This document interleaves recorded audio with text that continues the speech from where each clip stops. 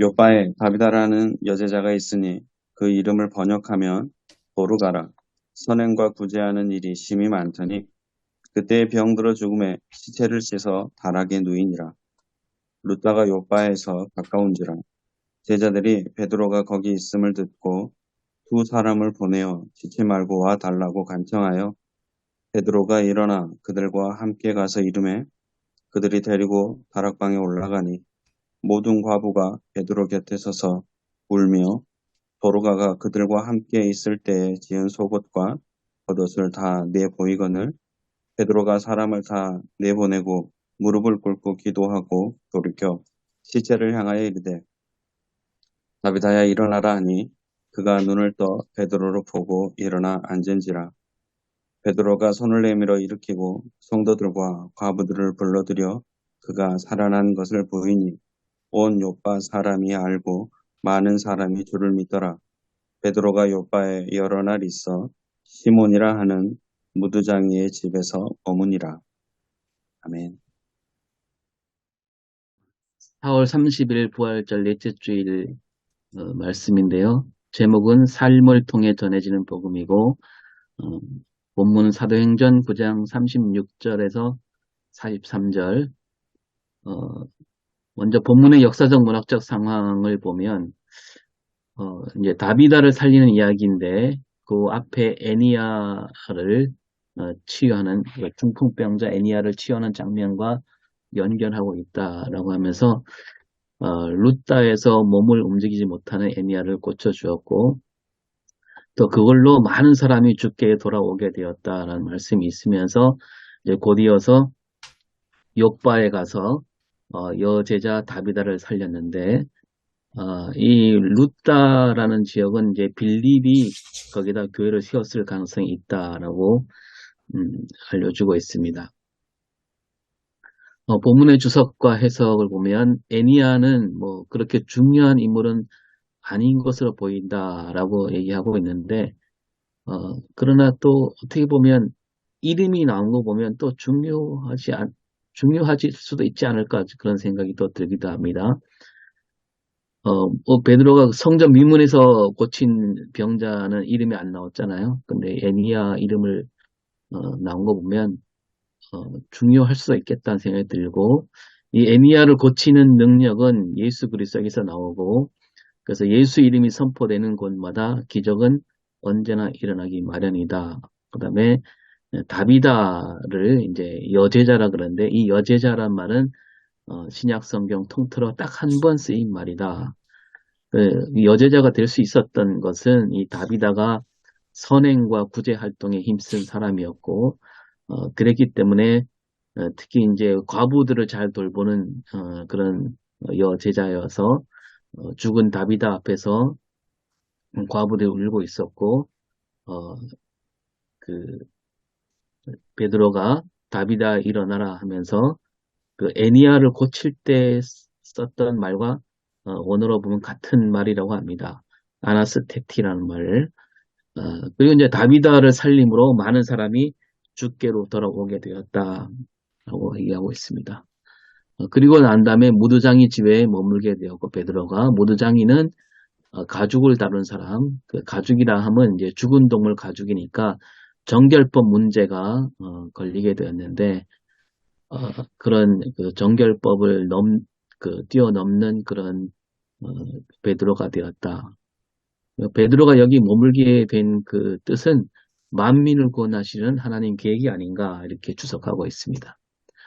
본문의 신학적 메시지와 설교 주제를 보면 이 본문은 애니야의 치유와 다비드 소생에 관해서 아주 간결하게 쓴 내러티브로 되어 있고 예수 능력 부여와 사도의 기적 행사는 뗄 수 없는 요소이다.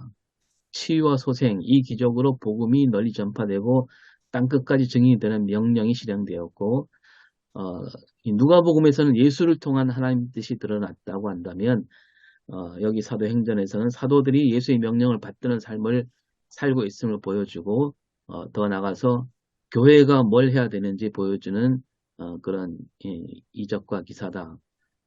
그리고 초대교회는 그 다비다를 통해서 우리가 알 수 있듯이 처음부터 이 사회복지 기능을 철저히 수행한 교회였고, 또 종교개혁 시대에도 이 삶의 문제를 교리 문제로 받아들였고, 따라서 이웃을 섬기고 삶의 문제를 적극적으로 대응하는 일은 교회의 사명이 아니냐. 그러면서 그 예배 강단에서는 이 젊은이들이 떠난 한국 교회를 비추면서 오늘 본문이 그 답을 주고 있지 않은가. 왜냐하면 젊은이들이 지금 떠나는 것은 그들이 어떤 그 경제에 대한 해답이 없기 때문이라고 얘기하면서 젊은이들과 접촉점을 확대하려면 그들과 대화하고 소통할 수 있는 장이 필요하다. 그래서 오늘 본문을 통해서 이 경제적 모티브를 가장 핵심적인 대책으로 제시하고 있는데 격심한 빈부 차이나 부의 불균형 현상이 젊은이들의 관심을 주식과 가상화폐 등으로 향하게 하고 있는 것이고 이 경제적 관심을 놓치지 않을 때 젊은이들과 대화할 창구를 만들 수 있으며 새로운 붕도 꿈꿀 수 있다. 이렇게 결론 짓고 있습니다. 여기는 뭐 생각해 볼 문제도 제가 제시했지만 정말 그럴까? 젊은이들과 대화하려면 경제 문제로 우리가 해야 되는가? 한번 생각해 볼 것 같아요. 설교는 이제 좀 제가 쓰다 보니까 길어졌는데 설교 간추린 것도 뭐 처음에 바울을 얘기를 하면서 바울은 그리스도가 존귀하게 되는 것을 소망으로 삼았는데 복음의 통로로 하는 삶이야말로 복 있는 삶이다 하면서 오늘 본문은 그런 삶 전체가 복음을 전하는 통로가 되는 그런 이야기다라고 하면서 첫 번째 삶을 통한 복음의 증거. 이제 다비다가 죽었고 이 다비다는 어떤 사람이냐? 예수 믿고 세례받은 제자고 많은 사람에게 영향을 주는 사람이고 삶 자체가 선행이었는데 그 죽음은 큰 충격이었다. 그리고 다비다가 죽자 사람들이 다비다를 정성스럽게 씻겼다라고 하면서 37절에 사람들이 그 다 죽음을 슬퍼했고 그리고 장사를 지내지 않았다는 거죠. 관례를 어기고 장사를 지내지 않고 베드로를 기다렸고 그 다음에 베드로를 청해서 또 이제 베드로도 다비다를 잘 알고 있지 않은가. 그래서 베드로가 소식 듣고 바로 왔고 다락방으로 올라가서 그 다음에 다락방으로 올라갔는데 과부들은 이제 베드로에게 이 다비다가 어떤 사람인지 알려주었고 꼭 살아나기를 바라는 마음이었고 어, 다비다는 그렇게 섬김과 사랑과 헌신으로 과부들을 돌본 사람이었다는 거죠. 그리고 다시 살아났는데 이것은 뭐 복음의 증거다라고 하면서 베드로가 아주 간절히 기도했고 기도에 전념하려고 다른 사람들 다 내보내기도 했고 다비다야 일어나라 이 말씀과 함께 능력이 나타났고 다비다가 살아났고 이것은 하나님 은혜와 믿음의 결과다. 그 다비다는 하나님의 영광과 은혜를 누리게 되었고 많은 사람에게 기쁨을 안겨주었다 하고요. 그 다음에 다비다가 살아나게 된 결과로서 복음이 확장되었고 베드로도 변화되었다. 무드장의 집에 머물게 되었다. 그 말씀을 맺으면서 성도는 삶을 통해 주님을 보여줘야 된다. 살든지 죽든지 그리스도를 존귀하게 해야 된다라고 말씀 맺고 있습니다. 함께 생각해 볼 문제로 네 가지로 있는데 예수님 능력은 기적으로만 나타나는가? 근데 기적이 있어야만 그게 예수님의 능력을 보여주는 일인가? 한번 생각해 봐야 될 것 같고요. 그리고 베드로가 이제 무드장의 집에 머물게 됐는데 이제 이 정결법을 뛰어넘는 그런 경지에 이르렀다고 하고 있는데 그러면 그 전까지는 베드로는 왜 그 예수를 믿는 사람 사도로서 왜 아직도 그 정결법에 매여 있을 수밖에 없었을까? 베드로가 뭐 저기 뭐죠? 바리새인도 아니고 근데 왜 이게 정결법에 매여 예수를 믿고 믿었는데도 왜 정결법에 매여 있는 삶을 그동안 살아왔을까? 한번 생각해 보고 싶고요. 그리고 아까 얘기한 대로 젊은이들과 만나려면 경제적 모티프가 있어야만 하는가? 어, 그거는 젊은이들 이 세상 생각에 우리가 고개를 숙이고 들어가는 건 아닌가 이런 생각이 들고요. 그다음에 이제 예수를 믿는다라는 말과 삶에서 예수를 나타낸다. 이것이 이제 오늘 본문으로 보면 어, 같은 뜻으로 보고 있습니다. 저도 거기에 동의하긴 하는데 여기에 대해서 한번 생각해 봐야 되지 않을까 이렇게 생각합니다. 이상입니다.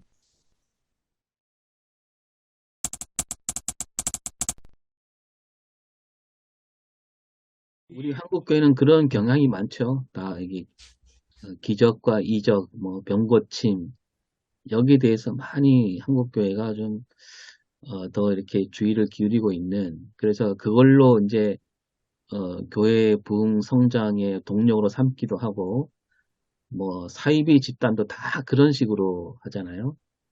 또 이제 우리 뭐 사이비가 아니더라도 큰 교회들 보면 그 목사님들의 어떤 신화가 있잖아요. 그죠? 신화를 한두 개씩 갖고 있고 그거를 이제 막 나팔수가 되어서 퍼뜨린 사람들이 있고 그래서 이제 사람들이 몰려오고 뭐 다 그런 건 아니지만 그런 일들이 많습니다. 근데 물론 이제 이 사도행전에서는 뭐 예수님의 그 사도들이 예수님의 사역을 이어받아서 일하고 있다는 것을 보여주는 어떤 도구로 삼기는 했지만 이제 그게 가장 이제 눈에 드러나는 거기 때문에 그렇게 한 거지.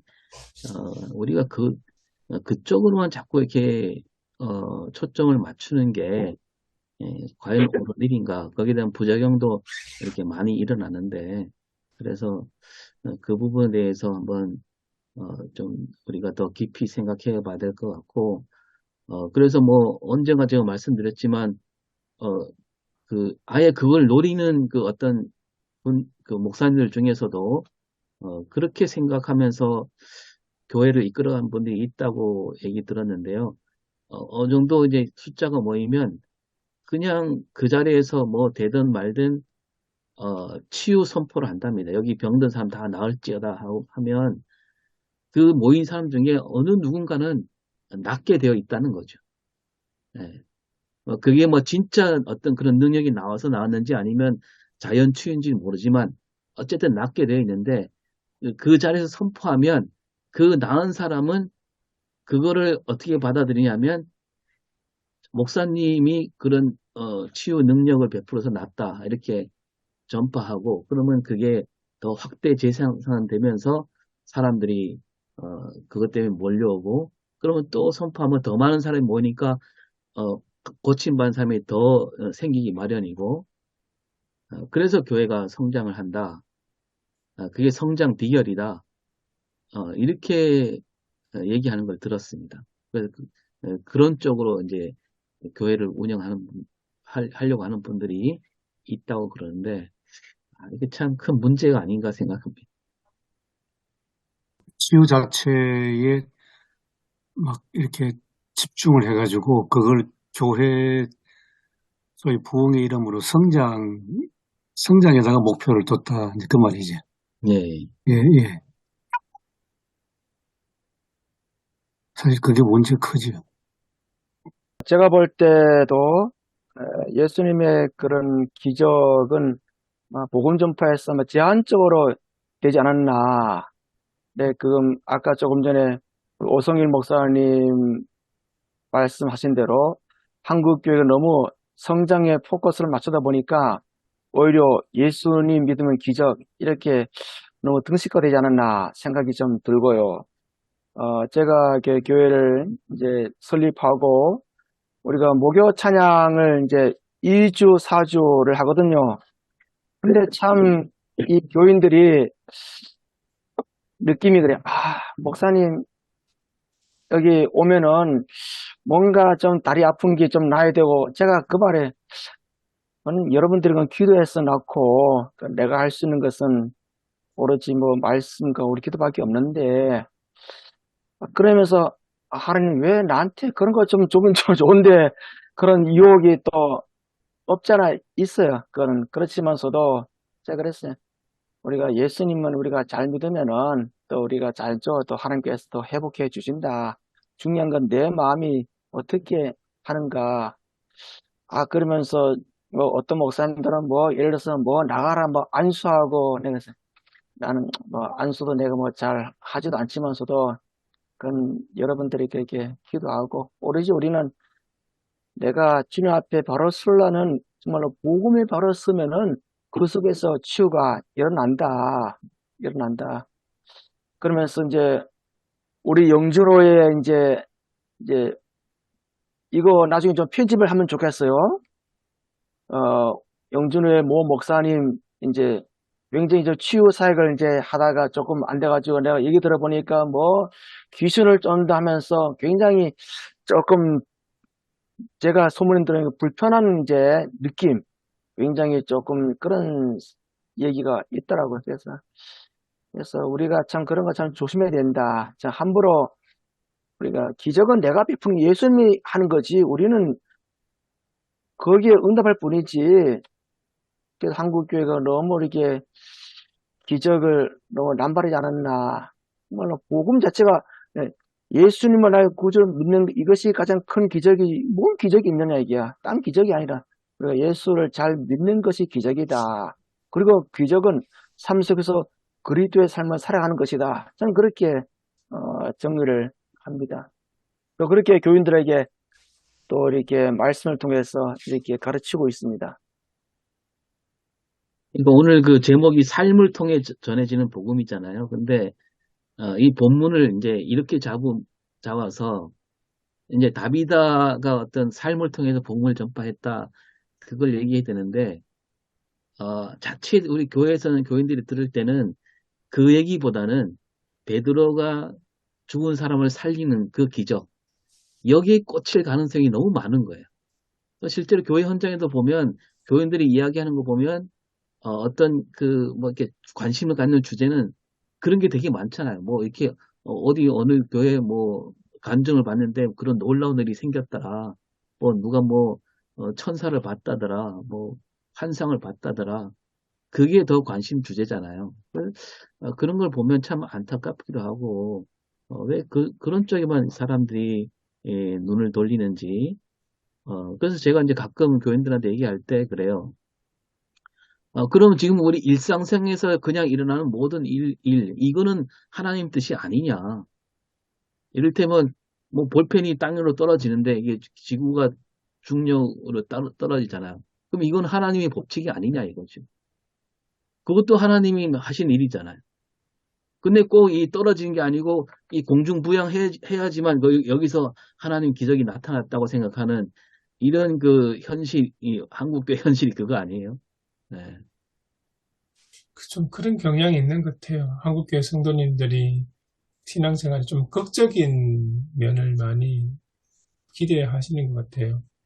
오늘 나오는 뭐 기적, 뭐 치유, 죽은 사람이 살아난 이런 만 아니라 보통 문제 해결 자체에서도 성도들이 일상생활 속에 어려운 문제를 직면했을 때도 그러니까 합리적인 그 절차와 노력과 과정을 통해서 순조롭게 해결되는 것보다는 어떤 특별한 드라마틱한 그런 사건이나 일이 일어나서 해결되는 방식을 주로 하나님이 역사하셨다라고 그렇게 많이 이야기를 하는 경향이 있는 것 같습니다. 사실 어떻게 보면 열심히 노력하고 수고해서 그 문제를 해결하기 위해서 고민하고 여러 가지 시도를 해서 해결된다 하더라도 그 역시 하나님의 섭리고 은혜일 수도 있는데 그런 면에는 좀 약한 것 같아요. 예수님 사역을 보면 우리가 쉽게 해답을 얻을 수 있을 것 같습니다. 예수님이 첫째는 가르치시고 선포하시고 치료하시고 그 치료하는 과정에서 이제 이적이 많이 일어났잖아요. 근데 그 예수님의 근본 목적은 그게 아니잖아요. 말씀을 통해서 구원에 이르도록 하는 게 예수님의 주된 목적이니까 치유는 하나의 과정이나 수단이겠죠. 그리고 그렇게 치유받은 사람들 결국은 육신은 다 죽었잖아요. 뭐 지금까지 살아있는 사람 없잖아요. 그렇게 봤을 때 사역의 집중은 치유가 아니고 말씀 전파다. 어디까지나 교회는 말씀으로 우리 성도들의 영혼이 거듭나게 하는 것에 목적이 있어야 된다. 그럼 오늘 사도행전에서 왜 이 말이 나왔을까? 예수님 승천하신 후 얼마 되지 않았지 않습니까? 그리고 이제 제자들이 막 사역을 시작할 때니까 제가 생각할 때는 주님께서 필요한 때 제자들을 통해서 당신이 안 계신다는 것을 사람들이 그 고백을 제자들을 통해서 메워주심으로 해서 예수님은 죽은 분이 아니다. 살아계신다. 예. 꼭 예수님 안 믿더라도 진실하게 믿으면 기적이 일어난다 하는 것을 시대적으로 보여줄 필요가 있었다고 생각이 됩니다. 예. 그리고 도로가가 뭐 그렇게 꼭 구제를 많이 해서 이런 일이 있었느냐 그게 아니고 그가 구제를 많이 했기 때문에 많은 과부들의 감사의 대상이 되었죠. 그래서 그 죽은 도로가를 살림으로 해서 안 믿는 사람들, 구제를 받고 도로가의 죽음에 애석하게 생각하던 사람들이 예수님 그 제자가 와서 살리는 걸 보고 계기가 어떻게 됐든 간에 그 사람들이 결국은 예수 믿지 않던 사람들이 예수님 정말로 대단하신 분이고 예수님 제자도 그런 능력을 행하는 게 아니냐. 그래서 그들이 결과적으로는 이 본문이 말하는 게 뭡니까? 많은 사람들이 예수께로 돌아왔다는 거잖아요. 그래서 거기에 중심이 있다. 예, 역시 도로가 살린 것은 하나의 수단이고 방편이지 목적은 아니었지 않나. 그렇게 봅니다. 그러니까 아까 우리 천정미 목사님이 어제 설교에서 예수님 따라하기란 말씀하셨는데 그런 차원에서 봐야 되는 거죠. 제자들이 예수님 승천 이후에 예수님하고 거의 똑같이 얘기하잖아요. 예수님은 중풍병자에게 일어나라 그랬는데 베드로도 이 애니야한테 일어나라 그러고 그러니까 그런 어떤 그 모양새까지 그냥 그대로 하는 그러니까 예수님을 드러내는 어떤 그 도구지 그 기적 자체의 어떤 너무 큰 의미를 부여하는 거는 좀 방향이 잘못되지 않았나. 그래서 사실 이제 기적이라고 하지만 기적을 본다고 해서 또 다 믿음이 생기는 건 아니잖아요. 그 제자들도 이제 예수님이 다시 살아나셔서 이렇게 들어오시는데 그냥 문을 안 열고 들어오셨잖아요. 그런 놀라운 걸 봤지만 제자들은 물고기 잡으러 가잖아요. 만약에 그런 기적이 정말 어떤 사람들의 어떤 마음을 사로잡고 막 움직인다면 제자들이 그것만 보더라도 뭐 살아난 건 뭐 말할 것도 없고 그 문을 안 열고 들어온 그거 하나만 갖고도 야 이거는 엄청난 능력이다 해서 더 큰 힘을 받아야 되는데 그걸 두 번이나 봤으면서도 그 바닷가로 가잖아요. 예. 그런 걸 보면 그 기적에 자꾸 그리고 이제 제가 그 지난주 설교 때 그런 얘기 했는데 그런 기적이 우리가 볼 땐 기적이지만 하나님에게서는 그게 기적이 아닐 수도 있다. 그런 얘기를 했는데 왜냐하면 이제 현대 과학에서도 그런 일들이 지금 벌어지고 있잖아요. 그 양자역학에 보면 이 전자들이 돌고 있는데 전자들이 위치를 바꿀 때요. 아무리 살펴봐도 이 전자가 이제 여기서 여기로 바꾸는데 요 중간 과정을 볼 수가 없답니다. 현대 과학자들이 밝혀낸 거잖아요. 이 전자가 여기서 여기로 가는 여기 있다가 여기 왔는데 아무리 공을 들여서 봐도 요렇게 가는 게 안 보인답니다. 어느 날 여기 있다가 보면 여기 와 있는 거예요. 그게 지금 이렇게 우리가 보이지 않지만 모든 게 전자로 돼 있잖아요. 모든 생물이나 모든 그 사물들이 지금 벌어지고 있는 현상이라는 거예요. 그게 하나님이 만드신 법칙 아니에요? 예수님이 죽은 사람을 여러 번 이제 살렸는데, 제자 가운데는 베드로가 다비다를 살리는 그 말씀인데, 사도행전 9장에 있고, 베드로를 통해서 예수님이 사람을 살리는 그 능력이 이제 계속 이제 이어지고, 예수님이 하시던 일을 여기저기 다니면서 이제 베드로가 이제 하고 있는 거죠. 하고 있는데, 저는 오늘 이렇게 목사님들 말씀을 들으면서, 목회 현장에서 저도 좀, 기도해서 사람들이 낫고 고쳐지면은 참 좋았다 하는 그런 좀 생각을 좀 그래 했습니다.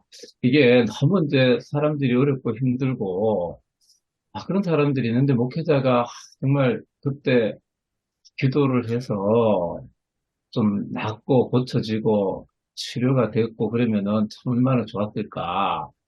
그런 안타까운 마음이 있거든요. 근데 아까 오성일 목사님 했을 때 사람들이 모였을 때 선포를 하면은 그 가운데 낫는 사람이 있을 수 있다. 저도 가끔 좀 선포를 해야 되겠다. 선포를 해야 되겠다. 이런 생각도 들고 하는데 참 이게 다비다가 이제 살아나고 베드로가 이제 살렸고 그리고 이제 다비다는 그 지역에서 굉장히 이제 사람들에게 선한 영향력을 끼치는 뭐 그런 사람이었다 그죠? 근데 이제 그런 다비다를 예수님께서 살려놓음으로써 계속 이제 선교의 장이 열려가도록 그렇게 한 것 같은데 하여튼 뭐 오늘 말씀을 들으면서 여러 가지 생각이 듭니다. 예, 여러 가지 생각이 들었어요. 치유 선포에 대해서 우리 좀 생각을 한번 해봤으면 좋겠어요. 조영기 목사님 살아 계실 때 여의도 순복음교회 예배 드리는 걸 보면 끝에 가가지고 조영기 목사님이 이 중에 뭐 어디 아픈 사람 일어서라 그래요. 그럼 많은 사람들이 일어설 거 아닙니까? 그리고 이제 참 기도를 하시고 그 다음에 하시는 말씀이 여기 뭐 어떤 질병 가진 사람이 나은 사람이 있습니다. 그럼 뭐 손 드세요. 그럼 손 들고 이랬단 말이에요. 그 어떻게 보면 저게 쇼 같기도 하고 어떻게 보면 아까 오 목사님 말씀대로 그래 선포하면 누군가는 내가 나았다고 마음이 들면은 나았다고 얘기할 거란 말이죠. 그런데 그 현상만 보고는 판단할 수 없는 게 조 목사님이 조현진 목사님이 그렇게 하실 때 하시는 말씀이 뭐냐면 자기가 그렇게 치유 선포 기도를 하고 나면 성령께서 자기에게 말해 준다는 거예요.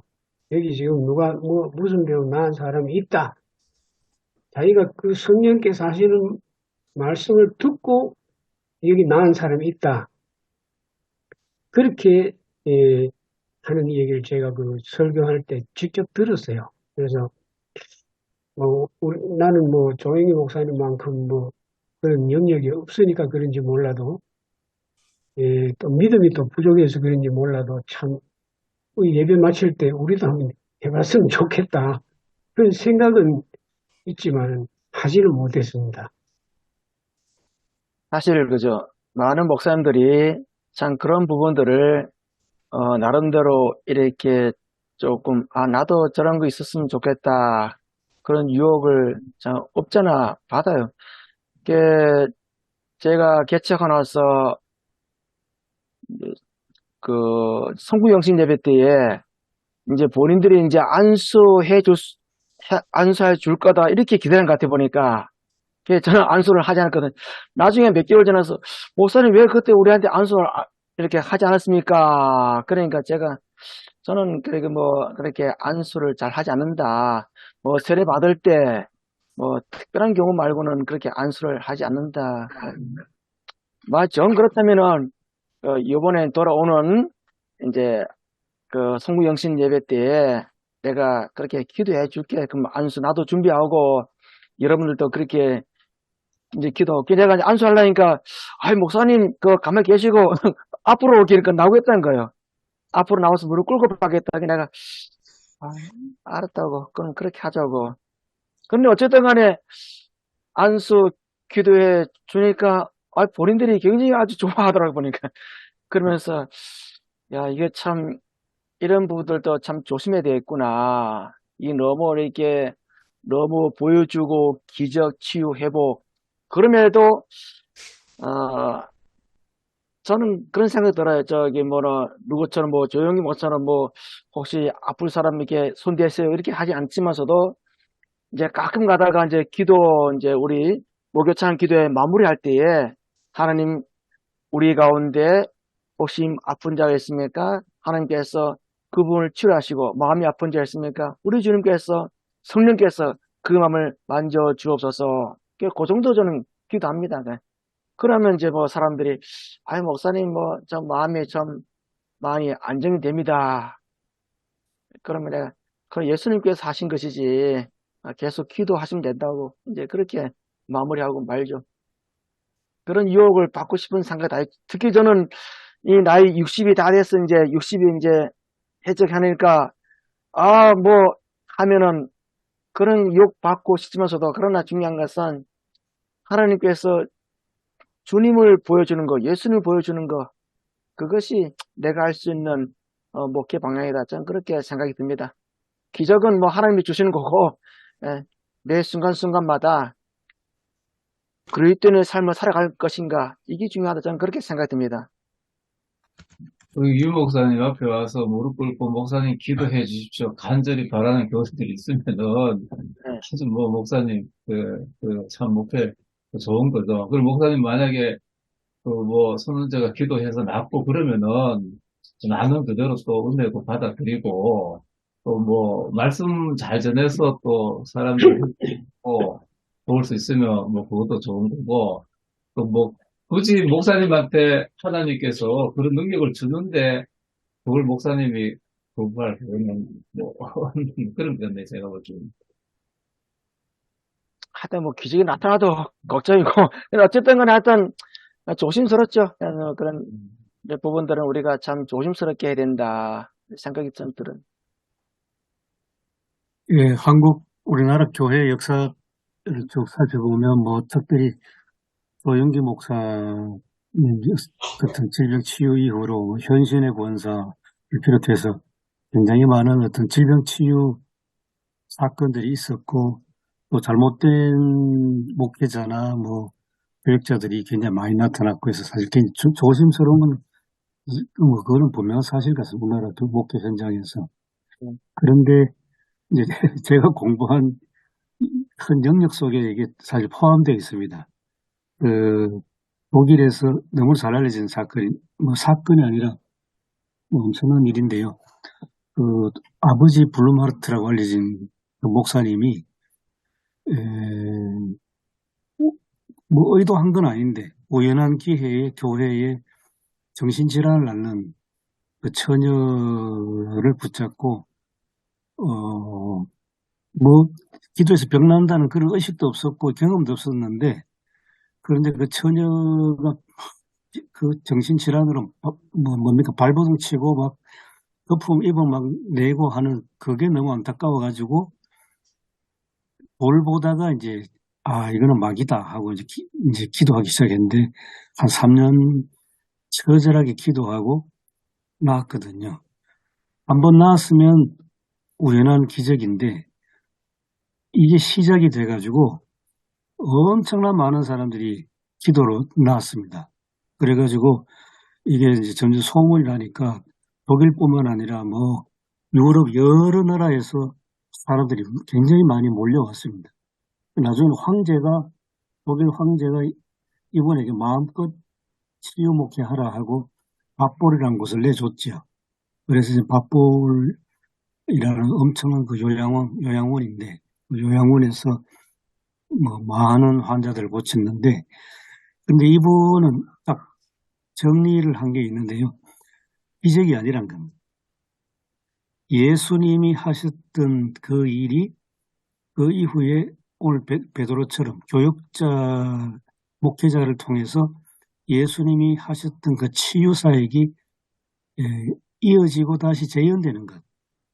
그걸 말씀하셨고 또 하나는 이 치유는 하나님 나라가 지금 여기에 임재한 사건이다. 하나님 나라 사건으로 보고요.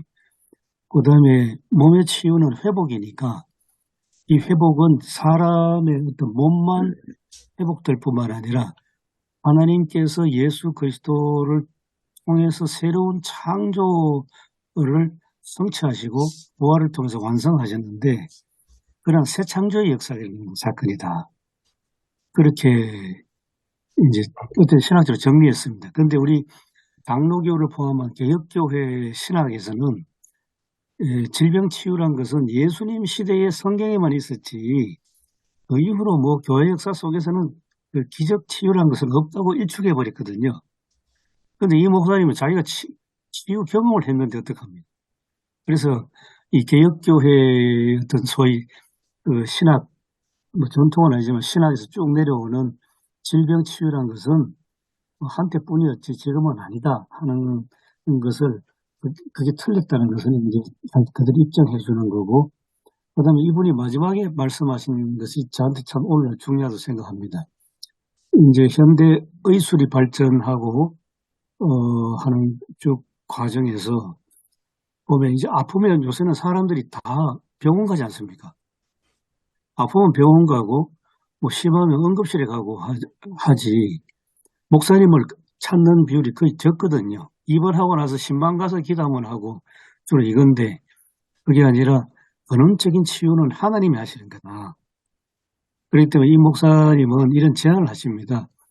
환자 치유에 있어서 의사가 치료하는 영역이 있고 목사가 치유하는 영역은 분명히 있다는 겁니다.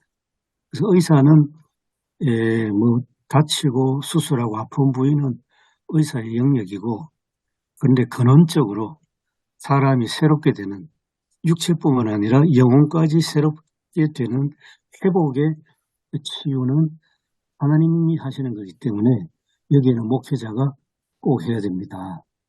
이제 그것까지 말씀하셨어요. 오늘따라 뭐, 저희 교회는 이제 처음에 교인들이 그죠? 목사님 매주 합시다. 그런데 제가 참 부담되잖아요. 저는 그래서 처음부터 사실 내 뭐 그런 능력도 없고 솔직히 부담스럽다. 또 합심기도 해야 되는 거죠. 제가 옛날 교회에서는 합심기도를 하지 않았거든요. 여기 교인들이 좀 신내교 출신이, 이 신내교는 좀 굉장히 좀 장로교하고 보다 좀 뜨거운 것 같아 보니까 느낌이. 교인들은 뜨겁고 목사는 냉철한 사람인데, 교인들이 목사님 매주마다, 제가 그랬어요. 매주마다 할 수 있는 건 너무 힘들고 부담되고, 2주마다 저도 이제 우리 합심기도 할 때 저 원고를 만들어요. 원고를. 예를 들면 뭐 예를 들어 다른 사람보다는 원고 없이 잘하는데 나는 기도 이제 한 뭐 열 몇 가지를 만들어 가지고 이제 그것도 너무 치명이 아닌 정말 우리 삶을 타치하는 그런 부분들. 그래서 이제 기도 제목들을 만들어 가지고 내용을 만들어 가지고 이제 하는 거죠. 근데 그런 것 같아요. 제가 그 목요 찬양 기도회를 준비하고 또 설교도 저는 이제 로마서를 하거든요. 그래서 어찌 보면은 뭐 목요 찬양 기도회 하려면은 뭐 성령, 그다음에 뭐 사도행전 이런 부분들인데 그 로마서를 갖고 신앙의 회복, 회개, 포커스를 이제 맞추고, 근데 참 사람들이 이렇게 좀 사모를 하더라 보니까 처음에는 뭐 7명, 8명 오고 저번에는 16명 왔더라고요. 너무 또 많이 오니까 굉장히 또 부담스럽기도 하고, 그래서 내가 할 수 있는 것은 이건데, 그래서 저는 최선을 다해서 하다 보니까 하나님이 그런 식으로 또 하는구나. 그래서 저는 기적이 아닌 정말로 어떤 사람들이 그런 것을 경험할 수 있도록, 또 목회자가 나는 이런 부분들을 할 수 없으니까 최선을 다해서 이렇게 기도 내용 적고, 지금도 저는 그래, 뭐 합심 기도 하자면 아예 원고를 갖다 놓고 이제 뭐 그냥 읽어가면서 하는 거죠. 그냥. 그렇게 하다 보니까 교인들이 조금 나름대로 어떤 그런 경험들을 이야기하는 거 보면은 굳이 그죠, 꼭 뭐 누구처럼 날 줄로 믿습니다. 요즘 그렇게 안 해도 하나님께서 이렇게 자연적으로 타치해 주지 않나, 그런 생각이 듭니다. 그리고 또 하나는 이제 제 경험 말씀드리면 이제 치유하고 상관없는 겁니다. 또 한 번은 헝가리 교회가 우리 장로교회 대통으로 굉장히 역사적인 전통도 깊고 아주 귀한 교회라는 얘기를 많이 듣고 있다가 실제로 갈 기회가 있어가지고 헝가리 드베레첸에 있는 장로교 전통이 깊은 교회에 갔는데요. 제가 깜짝 놀란 것은 우선에 교회 안 분위기가 너무 컴컴하고 오래되기는 오래됐는데 분위기가 너무 컴컴하고 그 다음에 관습에 지나친 어떤 장로교회가 하나의 그냥 관습에 지나지 않고 그러니까 다이나믹이라는 게 하나도 없어요. 교회 안에 분위기도 그렇고 그리고 뭐 주일 성수 이런 개념도 없고요. 그저 뭐 1년에 몇 번 교회 오면 교회에 등록은 돼 있는 교인들이니까 가족별로 그렇고 목사님들도 그냥 관습에 따라 판에 박힌 목회를 한다는 느낌을 강하게 받았거든요. 그런데 거기에 비해서 한국교회 교인들은 꼭 뭔가 하나님의 능력을 사모하는 좀 잘못될 수도 있는 이제 어떤 위험성이 크지만은 그래도 아직은 굉장히 역동성이 강하고 잘못될 가능 이건 또 물꼬를 좀 길만 좀 바르게 인도하면 한국 교회가 참 살아있는 교회구나. 저는 헝가리 교회 가가지고 하여튼 그런 생각도 하게 되었습니다. 조용기 목사님이 박조준 목사님에 의해서 이단으로 정죄된 때가 있었습니다. 예, 그렇죠. 그때 아주 그냥 쇼킹했는데 영락교회 장로님이 병원에 입원했는데 몇 달밖에 못 산다 그렇게 사형선고를 받았어요. 박조준 목사님이 문병 갔는데 목사님 기도해 주시면 나을 것 같습니다. 기도해 주세요. 그러니까 박조준 목사님이 나는 그런 능력 없다고 그러면서 안 했어요. 그런데 그 소리 듣고 이제 이 장로님이 그 유명한 목사님들 이제 찾았겠죠. 누구 와서 기도해 줘. 그래서 조영기 목사님이 거기 간 거예요. 남부교회 장로님 문병 가가지고 한 번 기도해 주는데 뭐 2천만 원이가 예, 주고 뭐 그리고 낫기만 하면 뭐 어떻게 한다고 했는데 결국은 그 장로님이 돌아가셨어요, 고마. 그러니까 박조준 목사님이 조영기 목사 이단이다 이렇게 찍은 거예요. 그래가지고 그 참 한동안 문제된 게 대단히 시끄러웠습니다. 그래서 우리가 그 환자 앞에 놓고 뭐 기도하면 낫는다, 돈 2천만 내라 이거는 조영기 목사님도 안 통하는 이야기다. 아까도 우리 뭐 누차 말했지만은 기적은 주님께서 하시는 것이지 우리는 그저 도구로. 나는 그 유재룡 목사님이 성도들이 그렇게 와서 기도해달라 그러면 주저할 필요가 없지 않느냐. 믿고 같이 기도하면 안 되겠나. 그런 생각도 듭니다. 근데 오늘 이 다비다는 뭐, 그 능력이나 치유 이런 게 아니고, 그 옷가지를 만들어서 사람들한테 나눠주고, 섬기고, 봉사하고, 그 새로운 어떤 섬김 영역을 만들었던 사람이거든요.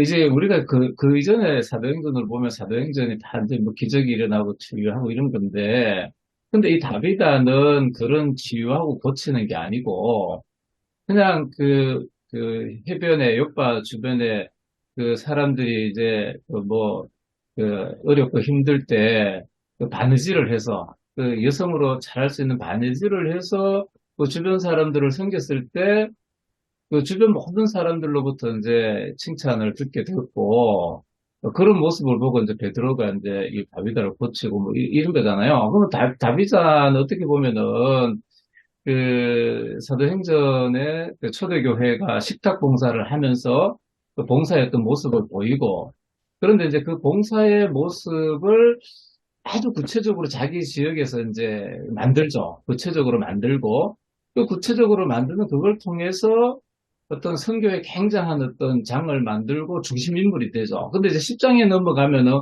고넬료가 나오죠. 고넬료도 이제 구제하고 봉사하는데 아주 탁월한 그런 사람이었거든요. 근데 이제 그런 사람들을 통해서 이렇게 교회가 세워지고 복음이 전파되고, 오늘 우리도 이제 이런 곳곳에 다비다와 같은 뭐 이런 사람들이 많이 세워질 수 있도록 그렇게 좀 하는 게 필요하지 않을까. 그리고 이제 이게 굉장히 교회가 이 가난하고 어려운 사람들에게 도와주고 그들에게 관심을 가지면서 뭐 소통하고 살아있는 그런 교회의 모습을 보이는 거죠. 그런 교회 모습을 보이면 또 오늘 우리도 뭐 내가 가진 게 별로 없다고 못생기는 건 아니잖아요. 다비다가 한 건 그냥 뭐 작은 이제 옷까지 나눠준 건데 근데 그 정성이 이제 사람들한테 전달이 된 거고 모든 사람들이 다비다가 죽었을 때 정말 그 동네 사람들이 다 슬퍼할 정도였으니까 얼마나 다비다가 큰일을 이제 했나 이런 거는 이제 알 수가 있는 뭐 그런 것 같은데.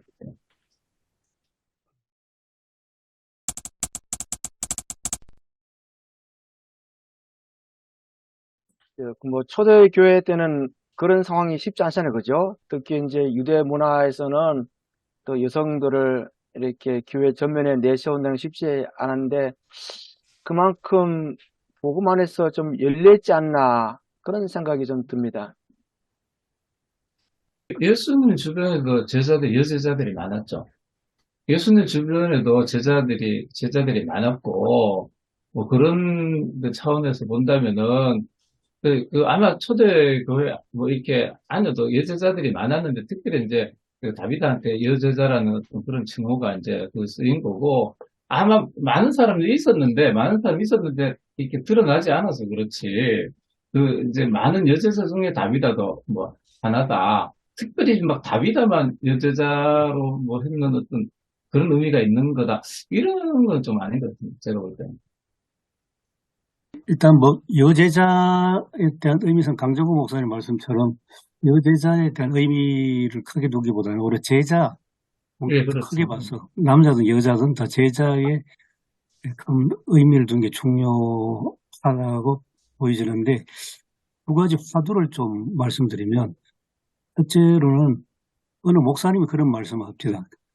한국 교회는 그동안 산업화 시대, 2차 산업화 시대 이후로 한 50년 정도 성장을 계속 앞만 보고 성장을 향해 달려왔는데 그러다 보니까 오늘날 그 결과를 보면 교인 불리기는 엄청나게 열심히 했는데 제자는 몇 사람 키웠는가 그런 질문을 크게 던집시다.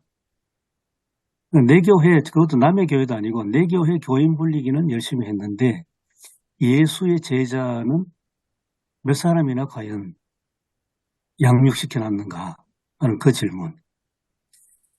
이게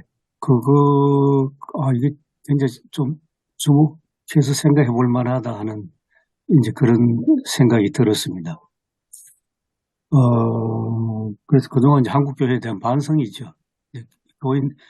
교회 성장은 물량적 성장이었고, 제자를 양육하는, 그 양육에는 소홀히 한 거 아닌가. 한국교회 초창기에는 교회 교육이 중요하고 양육이 참 중요했는데, 특별히 이 지역, 우리 경상북도 북부 지역은 그 교육의 열의가 높아가지고 양육이 굉장히 강했다고 생각되는데요. 그 점에서도 한번 생각해 볼 만하고, 두 번째는, 1930년대 어느 장로님 말씀하는데 이름을 잊어먹었습니다. 교회의 일과 교인들의 일을 좀 구별하자. 그러니까 이웃 돕기와 사람들을 돌보고 하는 것을 교회가 시스템으로 일일이 다 할 수 없으니까 오늘 뭐 다비다 같은 것 같습니다. 교인들이 이렇게 알게 모르게 드러나지 않게 옆에 있는 이웃들이 어려운 사람 보면 교인들이 돕게 하고 교인들이 봉사하게 하고 뭐 옷도 만들어주고 하는 것은 굉장히 섬세한 봉사 아니겠습니까? 그런 것들을 교인들이 좀 섬세하고도 열심히 하게 하자. 교회는 좀 말씀 선포 중심으로 좀 가게 하자. 그런 제안을 한 그런 일들이 있었습니다. 그러니까 교회의 일과 교인들의 일이 구별된다는 그런 취지였습니다. 그분은. 교수님이 아주 중요한 말씀을 해주셨는데, 우리 교회 안에 제자 훈련, 제자 교육 넘쳐나잖아요. 그 제자 훈련, 제자 교육 넘쳐나는데, 그 제자라는 거는 교회 안에서 그냥 뭐 활동하고 일하는 그런 사람인 거죠. 근데 다비다는 교회 안이 아니고 그냥 그 세상 속으로, 현장 속으로 뛰어들어서 거기서 이제 자기 스스로가 그런 어떤 일을 할 수가 있는 거고, 그러면서 이제 새로운 선교의 장을 여는 어떤 그런 모습을 보여주잖아요. 근데 우리 교회 안에 다비다만큼 참 그 교인들이 본받고 싶은 그런 이제 사람이 있는가요? 교회마다 가면은 뭐 다비다 찬양대, 다비다 선교대, 뭐 다비다 이런 게 많아요. 뭐 근데 우리가 보면 뭐 그 교회 안에 다윗 찬양대라든지 다윗 뭐 그 전도대 뭐 이런 거 잘 없는 것 같아요. 다비다 찬양대, 다비다 뭐 선교회 이런 거 있고 뭐그 사울이나 뭐 유다 선교 이런 건 뭐 없죠. 근데 다비다라는 이름은 교회 안에 굉장히 이렇게 많이 있는 걸 봐서 그 많은 교인들이 다비다의 어떤 삶을 본받고 싶어하고 그런 삶을 살기를 원한다. 이런 걸 좀 알 수가 있는 이거 오늘 제목하고 이제 이어지잖아요.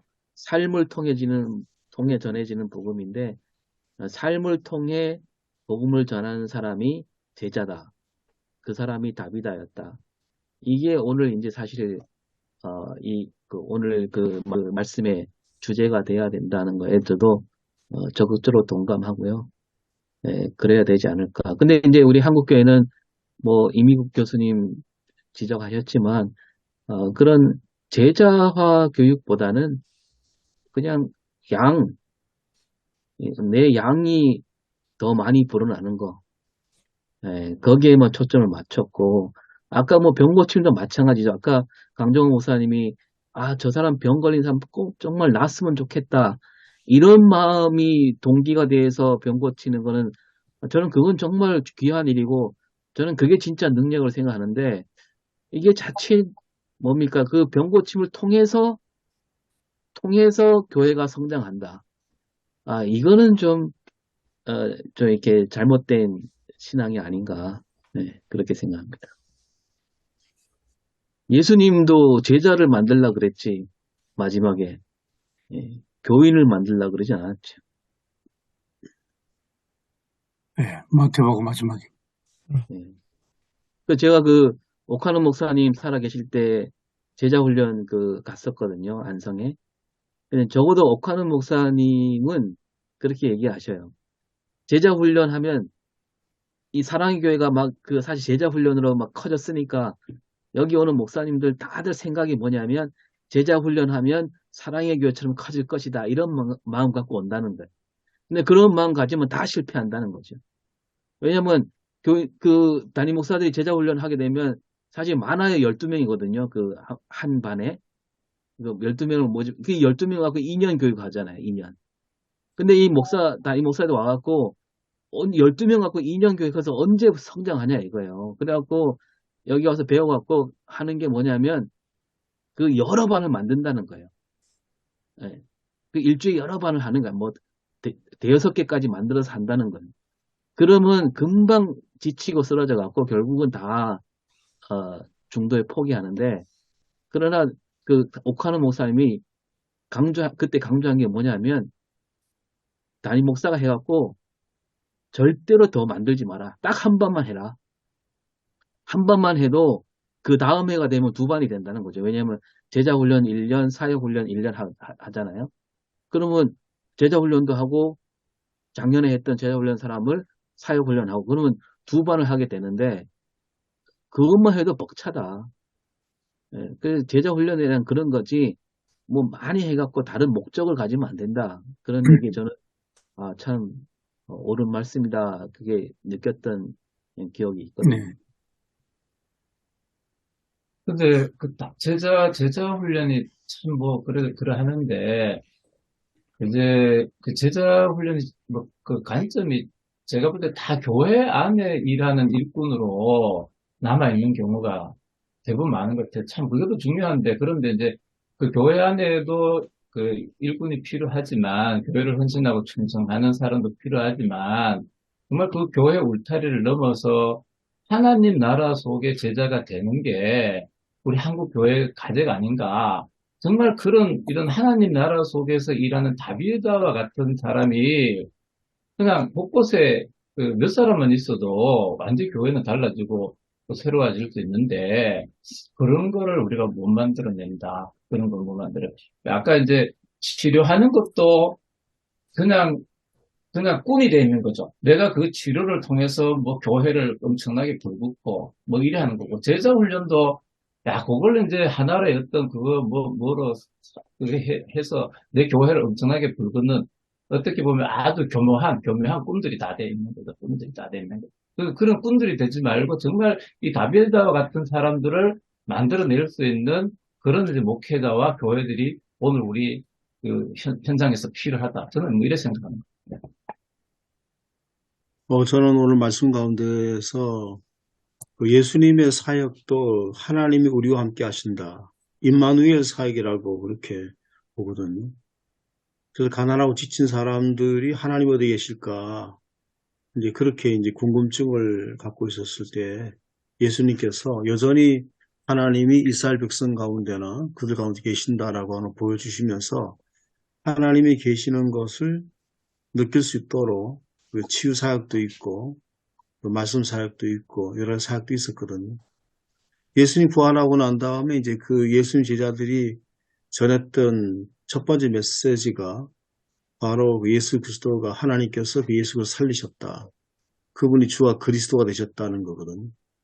근데 그렇지만 여전히 돌보시고 계신다. 그 백성을 돌보고 계신다. 그래서 예수님도 그 양을 먹이라 치라고 하는 것도 예수님을 대신해서 하나님이 그 백성을 돌보시고 예수 그리스도가 부활하신 분이 여전히 사랑을 돌보신다고 하는 것을 이제 보여주라고 하는 거거든요. 그래서 이제 결국 베드로가 그런 사역 가운데 속에서 결국 보여줌을 통해서 예수님이 여전히 부활하신 예수님이 우리 가운데 계신다라고 하는 걸 보여줬고 그게 또 실제 일어나게 됐고요.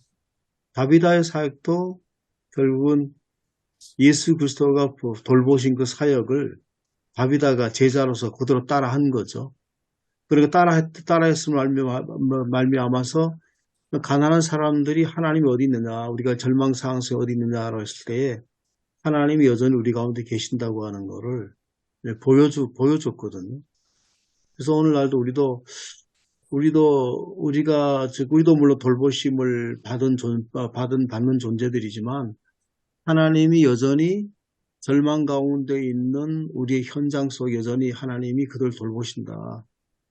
여전히 그거 떠나지 않으신다. 여전히 우리와 함께 하신다고 하는 것을 보여주는 사역들이 이제 필요하다. 그게 바로 다비다의 사역이었고 예수님 사역이 아닌가. 그래서 오늘과 이어지는 사역이 아닌가. 그래서 우리가 그 현장들을 우리가 외면하거나 하지 말고 하나님의 계심을 부지런히 보여주는 게 필요하다. 그렇게 보거든요. 저희는 최근에 이제 있었던 건데 한 그 4년 전에 이쪽으로 완전히 그 모든 걸 털어서 양평에서 이제 신앙사 하시던 노부부가 은퇴하신 그 은퇴하신 부부가 있는데 뭐 여러 가지로 딸 책임지느라고 정미수도 하시고 꽤 잘 살아셨어요. 완전히 털어가지고 아무것도 없이 이제 오신 거예요. 여기 오신 거는 빈 집이 남아 있어가지고 그 당시에 그 인터넷에서 10만 원, 월세 10만 원 그것만 보고 오신 거예요. 이게 뭔지도 모르고 경상도에. 그러고 오셔가지고 있으셨는데 최근에 이제 집이 굉장히 오래되고 흙집이니까 무너지고 그래가지고 굉장히 이제 어려워서 작년부터 그랬었거든요. 그래서 이제 수리를 하면서 그 옥판교 이응창 장로님하고 박복희 주사님 두 분이 하시고 수리를 하겠습니다. 그래서 수리하는데 적어도 뭐 7, 800이 들어가는데 실제로는 그 집주인이 원래 집주인이 바로 뒤에는 권사님인데 그 딸이 할 수 있는 게 한 300 정도밖에 못하겠다. 그렇게 얘기돼서 그걸 가지고 하면은 결국 수리비도 재료비도 안 되거든요. 그래서 교인들이 돕고 이묵 교수님도 오셔서 기도하시면서 또 얼마 또 이렇게 보탬이 되라고 내놓으시고 교인들도 이렇게 매치 또 하시고 또 다른 분들 소리 듣고 해가지고 한 100만 원 정도가 모아졌거든요. 그래서 이런 마음에서 성도들에게 그런 마음이 있다는 거죠. 이웃을 돌보려고 하는 그런 마음도 있는데 그래서 지금 오늘도 이제 계속 수리를 지금 하고, 그렇게 이 정도 좀 살 수 있을 정도로, 흙이 자꾸 무너지니까. 근데 지금 그러고 있으면서, 어제 강성현 목사님 예천교회에서, 저도 예천교회 인주시에 축도를 맡았는데, 강성 목사님 설교 맡으셨는데, 마지막 교인들이, 뒤에서 제가 이제 목사님 설교하면서 교인들의 반응을 볼 거 아니에요? 그 목사님 설교 마지막 메시지가 예화를 말씀하시면서, 우리가 교회가 넘어가야 된다. 우리가 교회를 넘어가야 되고, 넘어야 된다. 한국교회 희망이다, 교회가. 그렇게 얘기하니까 많은 분들이 공감하더라고요. 교인들의 마음 속에는 뭔가 그런 마음들이 있는 것 같아요. 교회가 좀 진짜 이렇게 나가서 교회를 넘어서 가지고 정말 이렇게 교회가 사람들이 희망을 줄 수 있는 어떤 그런 사람이 되고 열망들이 우리에게 좀 있는 것 같습니다. 앞에서는 아멘 안 하더니 뒤에는 아멘을 많이 했거든요. 교인들의 근본적인 품성은 갖고 있는 것 같습니다. 네, 맞습니다. 저도 네, 공감합니다. 네, 예. 특히 예천에 가서도 제가 참 목사님 말씀하신 걸 많이 느꼈습니다. 네.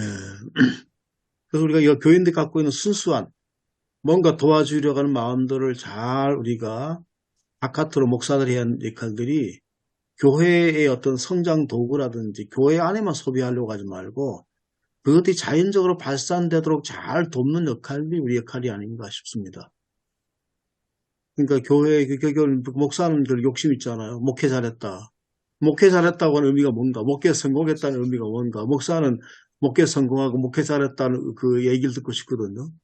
그 목회 성공이라고 하는 것은 교인 수가 많아지는 것이고, 교회가 재정적으로 여러 가지로 굉장히 재정적으로 아주 늘어나가는 것이고, 이제 이런 어떤 좀 욕심을 좀 버리고, 그 성장이라는 것은 아무 의미가 없잖아요, 그게. 그러니까 자연적으로 교인 속에 들어있는 것들을 잘 발산해서 사회 속으로 다른 사람으로 잘 이렇게 할 수 있도록 하는 것이 우리 역할이 아닌가 싶습니다. 세상 속에서 이렇게 일하고 섬긴다는 게 이게 이제 굉장히 이제 훈련과 교육이 필요하고 전문적인 지식이 필요하겠죠. 만약에 다비다가 그것까지를 나눠주는데 그게 보통 그 아주머니들이 만든 것보다 못해. 옷이 허술하고 모양새도 안 나고 그 입어봐도 별로 폼도 안 나고 그러면은 사람들이 다비다의 봉사와 섬김을 안 받아들였겠죠. 별로 이제 다비다가 안 먹혀 들어갔을 텐데 그 다비다가 바느질 하는 거는 굉장히 차원이 다르고 아주 그 받아봤을 때, 야, 이건 정말 좋은 거다 하는 막 흐뭇한 마음이 있고 이랬을 것 같아요. 그 다비다가 굉장히 그런 쪽에 바느질의 소질이 있는데, 근데 그걸 굉장히 잘 만들어서 그 주변 사람들에게 나눠줬을 때, 아, 사람들이 정말 그 다비다가 이렇게 해줬다.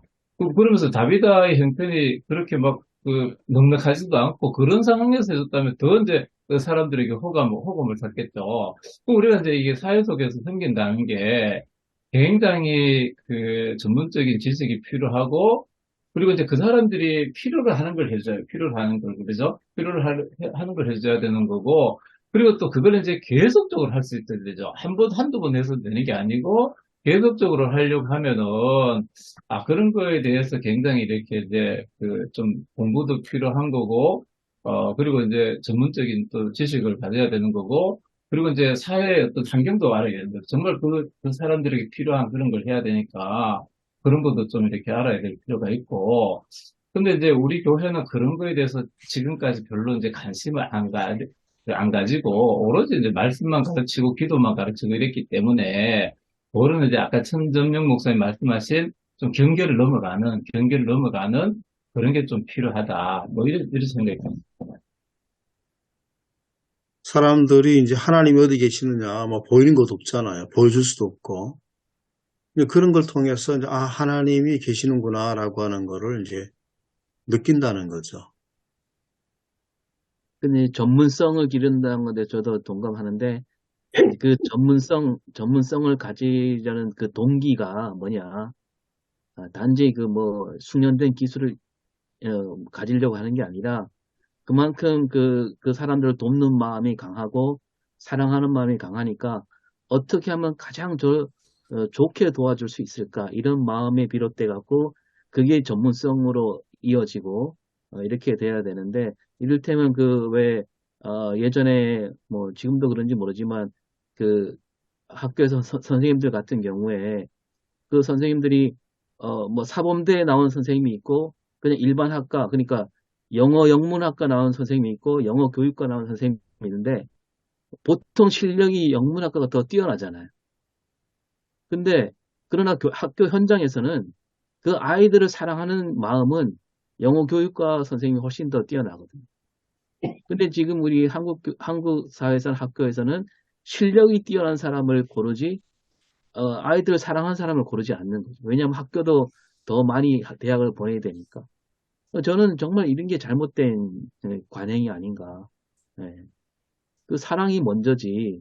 어떻게 영문학과 나온 사람이 더 수능 점수가 높다고 해갖고 그 사람을 쓴다는 게 좀 이제 안타까운 현실이고 교회도 마찬가지로 사랑에서 비롯된 전문성 저는 그쪽으로 가야 되지 않은가 생각해 봅니다. 이게 또 맞죠. 오 목사님, 그 전문성이라 그래서 뭐 그 전문적인 자격을 갖춘 게 아니고, 목사님 예, 말씀하신 것처럼 한 분야에 관심을 가지고 애착을 가지게 되면은 네, 계속 이제 뭐 거기에 노력하는 거죠. 노력하고 집중하는데, 노력하고 집중하는 그 사람을 따라갈 수는 없어요. 계속적으로 그걸 그 하다가 실패를 하면 다시 생각을 하고, 다시 또 시도를 하고, 그거를 하면은 자꾸 하다 보면은 그런 부분에 이제 어느 정도의 노하우가 쌓이는 거고, 그러면서 그 일을 잘할 수 있게 되는 거죠. 어떻게 보면은 그 마음속에 동기가 있으면 있을수록, 사랑이 있으면 있을수록 그런 일을 잘하게 되는 거죠.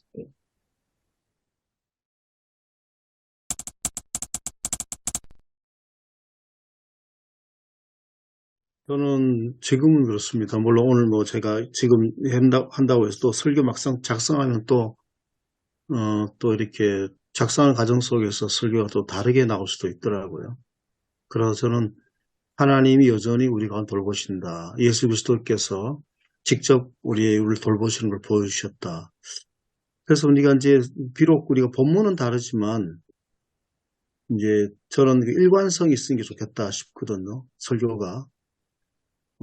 부활주일하고 지난주하고 오늘하고 앞에까지 한 맥을 일관성 있게 우리가 그 설교하면 좋겠다고 싶거든요. 그래서 베드로에게 내 양을 먹이라 치라 말씀했기 때문에 베드로 사에게 그것을 하신 거고 그걸 그대로 한 거거든요. 그 하는 가운데 속에서 결국은 그 예수 그리스도가 그들 가운데 있음을 이제 나타내신 것이고 오늘 우리가 그 말 끌어와서 우리 현장으로 끌어왔을 때에 결국 우리가 이제 그 돌봄의 사역들은 바로 우리가 맡겨진 사역이다.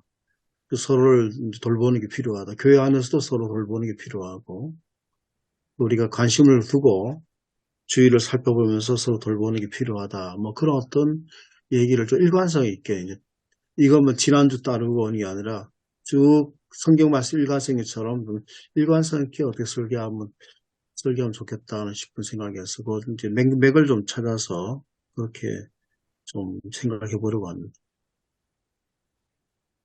네, 저도 그 일관성이 있어야 된다고 생각하고요. 이제 오늘 그 제목이 삶을 통해 전해지는 복음인데, 그리고 이제 부활과 연관시켰을 때, 베드로가 아까도 비슷한 얘기 했지만, 베드로가 하는 일이 곧 사람들로 하여금 예수님을 생각하게 하는 거거든요. 그러니까 예수님이 베드로 삶을 통해서 나타나는 거죠.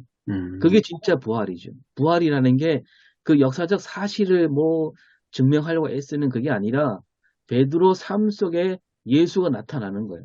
그게 진짜 부활 신앙이고 그게 진짜 부활을 믿는 사람은 그런 삶으로 나아가야 된다. 이렇게 좀 얘기하고 싶고 또 이제 오늘 본문에 뭐 본문 앞에도 애니야 고쳤을 때 사람들이 많이 돌아왔고 또 다비다를 고쳤을 때도 많은 사람이 또 주님을 믿게 됐다라고 하는데 근데 이게 우리가 자칫 잘못하면 이게 목적이 될 가능성이 많은 거죠. 목적을 잘 알아야 되는 거죠. 목적. 그러니까 제가 뭐 전에도 얘기했지만 흥부놀부하고 똑같은 흥부가 박씨를 얻으려고 부자가 되려고 제비를 고친 거 아니잖아요.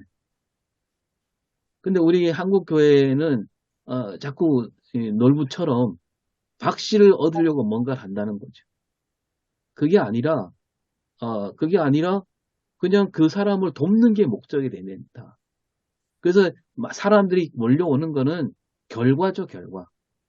당연히 이어진 결과인데 그 결과를 목적으로 삼다 보면 이게 뭡니까? 순수성이 떨어지고 또 세상이 볼 때도 교회가 뭐 장사하는 것 같고 그런 느낌이 주기 때문에 그런 부분에 주안해서 한번 해볼까 하나. 저도 뭐 마찬가지로 뭐 달라질 수는 있습니다. 그래서 저는 그 요즘에 생각났던 것은 교회가 기업체나 어떤 사업체가 아니다. 근데 그렇게 있거든요. 기업체, 사업체가 아니다. 교회는 전혀 다른 어떤 공동체다라고 하는 거를 교인들한테 계속 주지시켜 줄 필요가 있다고 보거든요. 교회 사업체는 실적을 내야 되고 성과를 내야 하잖아요. 그러니까 이제 일반 사람들이 교회에 우리 성도들은 그 익숙하니까 성도들과 이렇게 교회 지도자들이 일반 사업하는 것이 익숙하니까 그걸 갖고 들어와가지고 이제 교회를 그렇게 보는 거죠. 실적 올려야 되고 뭐를 올릴 거 해야 되는 거. 그러니까 이제 목사들도 압박을 받거든요. 계속 실적 위주로. 그래서 교회가 그런 곳이 아니라 또 교회가 그렇게 되면 그렇게 했을 때에 조직화되고 뭐 이렇게 됐을 때 교회가 실제로 성장했기 때문에 일반 그 기업체도 그렇게 그 성장하잖아요. 그렇게 하면 저는 그런 어떤 논리를 가지고 교회를 갖고 들어왔을 때 이게 갈등이 있는 것 같습니다. 그럴 때 교회 목사들도 유혹받기 때문에 뭐 치유를 통해서도 뭔가를 막 성장시키고 좀 하려고 하고 좀 그런 게 있는 것 같습니다. 그 말씀하신 대로 일반 기업은 목적이 다르잖아요, 우리랑. 예.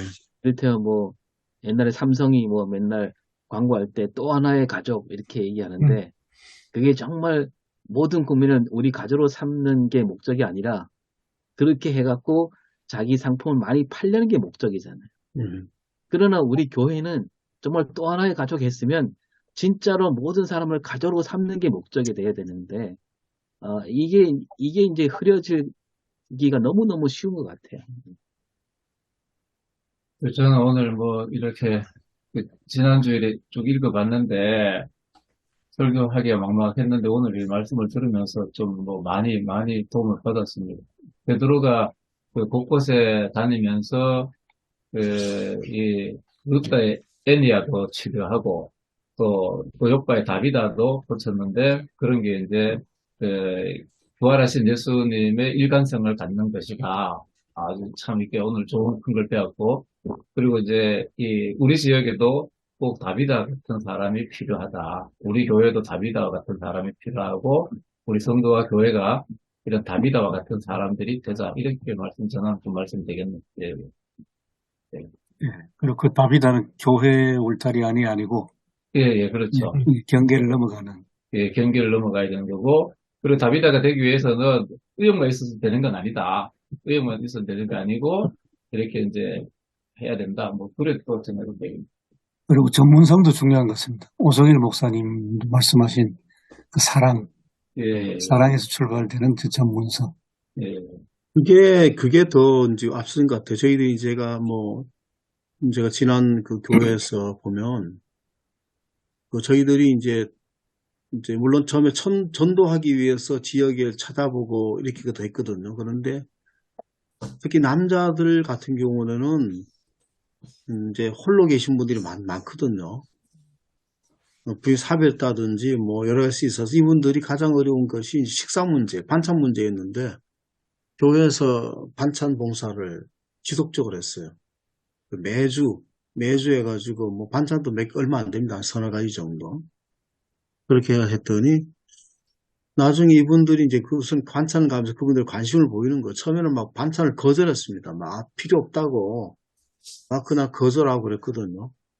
거절하고 막 그런 사람도 우리 필요 없다고 이렇게 했는데 근데 지속적으로 만나가지고 해서 나중에 받아들이고 하면서 그분들이 거의 교회를 나왔는데 저 임육 교수님 봤던 그날 박보기 싸움도 그 대상자 중에 하나였거든요. 네. 네, 그분도 대상자 중에 하나였고, 그렇습니다. 부인이 바로 금요일날 돌아가셨어요. 그래서 돌아가셨거든요. 그러니까, 예, 그러니까, 하여간 그 관심을 가지고 돌아보는 게 필요하다. 이게 그분들이 뭘 필요한가. 그래서, 뭐, 반찬을 제때 잘해준 것도 아니고, 그냥 몇 가지 이렇게 해줬는데, 그분들은 굉장히 도움이 됐거든요. 그거 했으면 그래도 한 3, 4일 정도는 먹거든요. 그래서 이제, 그런 어떤 것들을 좀 한번 경험했습니다.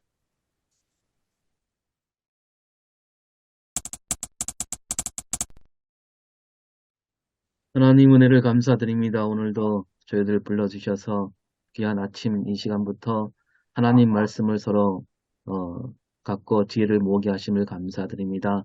오늘 우리가 나오는 말씀대로 우리가 정말로 삶을 통해 전해지는 그 복음이라는 이 진리를 우리 교인들에게 잘 전할 수 있도록 인도하시고 이를 통해서 부활의 역사가 우리 삶 속에 날마다 나타날 수 있도록 인도하여 주시옵소서.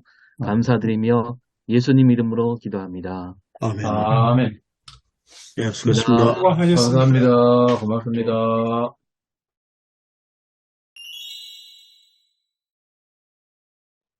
예, 저는 이제 끝나지 않은 이야기로 제목을 정했는데, 이제 중심 주제를 제자들이 이제 부활 후에 물고기 잡으러 간 그 일에 대해서는 그렇게 풀었습니다.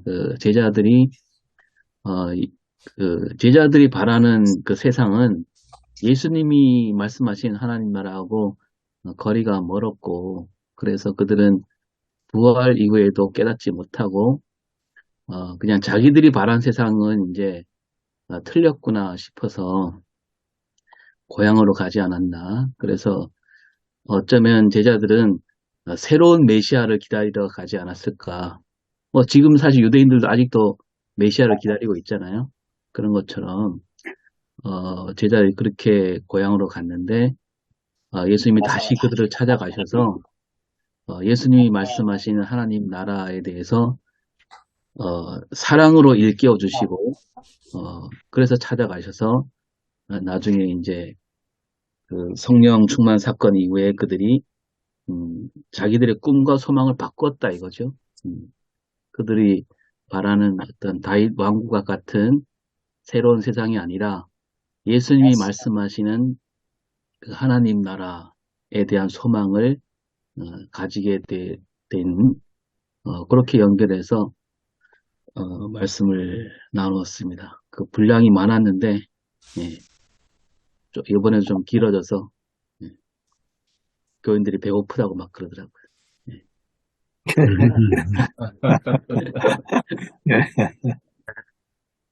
저는 이제, 예수님을 따라하기. 예수님께서 이제, 저는 거기에 주목했습니다. 예수님이 이제, 사명을 다시 확인시켜 주시고, 업그레이드 시켜 주시고, 또 이제 예수님 여전히 사랑하신다는 거를 또 이렇게 아침을 준비를 또 하시면서 하는 것들.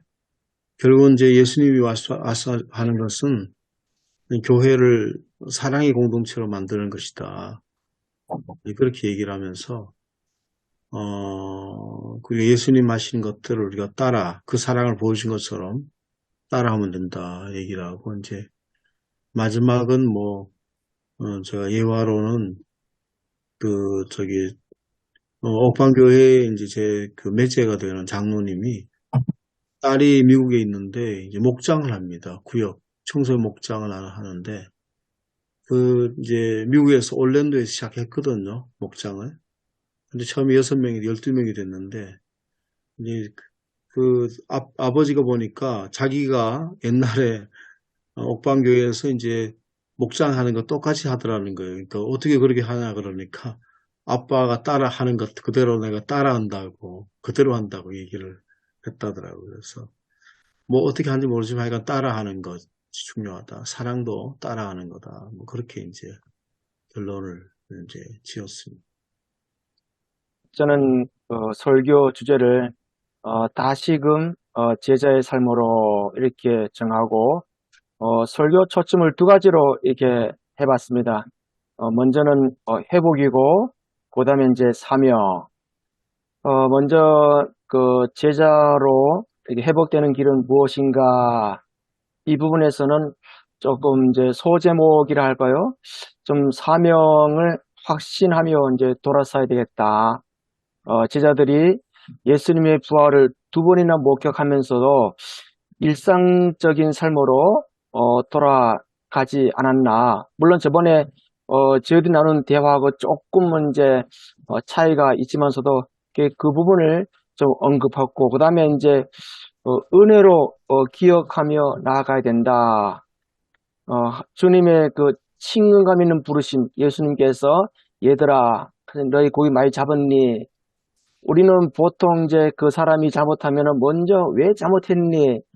따지는데 주님은 그 묻지 않고 그냥 너희들 고기 많이 잡았니? 마치 그 부모가 어린 아이들을 대하듯이 그 주님의 그 친근감, 마찬가지로 우리가 힘들 때, 괴로울 때 그 주님의 친근감 있는 그 소리를 들으면서 그 회복 나가자. 그 다음에 이제 사랑을 좀 회복함을 있어야 되지 않나. 잡은 생선을 조금 가져오라. 그러면서 예수님께서 이제 그들 먹이시고 육체와 영적인 회복 이렇게 이제 보고서 맞췄고 그 다음에는 그러면 어떻게 우리가 사명을 감당해야 되는가? 사랑과 섬김을 할 수밖에 없다. 결국은 예수님이 그들에게 보여준 것은 먼저 찾아오셨고 마찬가지 우리 역시 사랑과 섬김으로 그 사명을 감당해야 된다. 그 다음에 이제 순종과 헌신으로 예수님께서 베드로가 어떠한 죽음으로 이제 순교할 것이다. 이제 있기 때문에 우리도 이 교회를 섬길 때 또 우리가 직장 생활 또 일상적인 삶에서 늘 우리는 희생과 순교적인 사명 감당하면은 지금 한국 교회가 여러 가지로 불신자들에게 교회가 좀 많은 이미지가 추락됐지만서도 우리는 비판하기 앞서서 내 스스로 작은 부분이라도 좀 그런 헌신과 하면 좋겠다 그런 생각이 들고요. 최근에 이제 우리가 개척하고 나서 이제 한 40대 중반 된 이제 청년 결혼 안 했는데 좀 여러 가지로 좀 개인적으로 이렇게 좀 문제가 있는데 이분이 이제